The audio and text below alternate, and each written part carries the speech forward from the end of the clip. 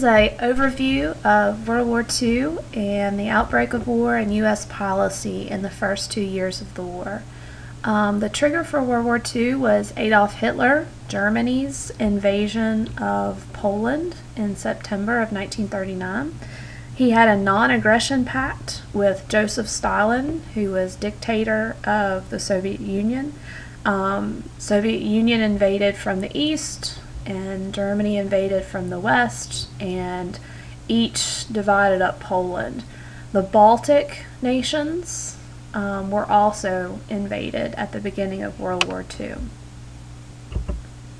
In 1940, Germany entered into a tripartite pact, otherwise known as the Axis Power Alliance, with Italy and Benito Mussolini and Japan.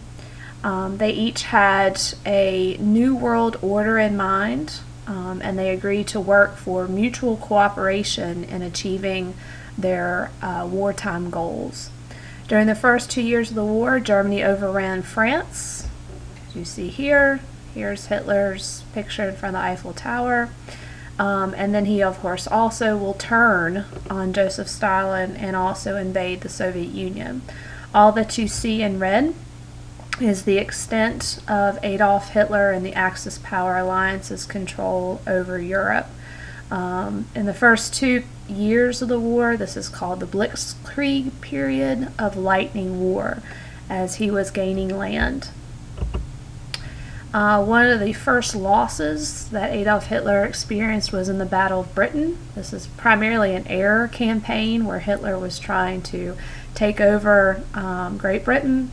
Fortunately for the Allied powers, Winston Churchill and the British people were able to frustrate Hitler's efforts and, in essence, hand Hitler his first defeat.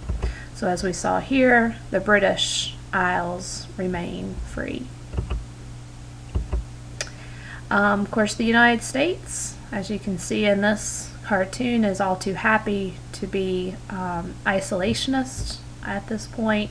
We're officially neutral at this point, while Europe is experiencing these problems of Hitler and Nazism and fascist fever. We're happy to have the Atlantic dividing us from those problems. Of course, the message is we're not sure how much longer we can be free and separate, as Nazi Germany and Hitler is pounding away on Europe.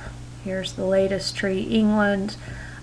We think, as he'll knock out the European powers, that he'll be quite tired and not bother us, but we're concerned about how long that might last. So officially we are neutral for the first 2 years of the war. We're not sure how long we're going to be able to remain neutral. Even though we're officially neutral, we are aiding the British through a policy known as Lend-Lease. We are lending the British war supplies, old naval ships, in return for leasing or renting military bases closer to home in Bermuda and the Caribbean. Famous quote, the analogy that President Franklin Roosevelt provides is that it was like lending a garden hose to a neighbor whose house is on fire. You wouldn't simply watch the house burn down because it might burn your house down next. Instead, you would lend those aids to help put out the fire. And at the end of the war, you'd simply get back your supplies. Of course, there was lots of concern that this was getting us closer and closer to war.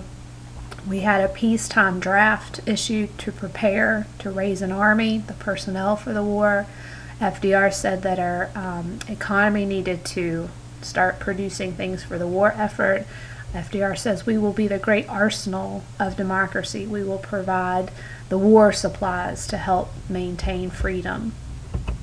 This is the famous Four Freedoms poster to keep America's vision on the purpose of aiding the Allies to support freedoms that we hold dear. As far as Asia, in 1931, Japan invaded Manchuria.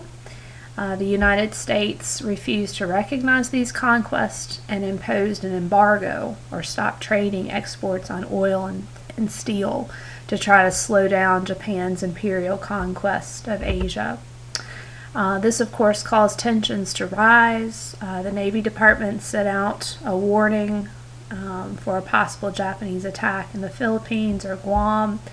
Nobody realized, of course, the actual target was a sneak attack that Japan had planned on the main American naval base located at Pearl Harbor, Hawaii.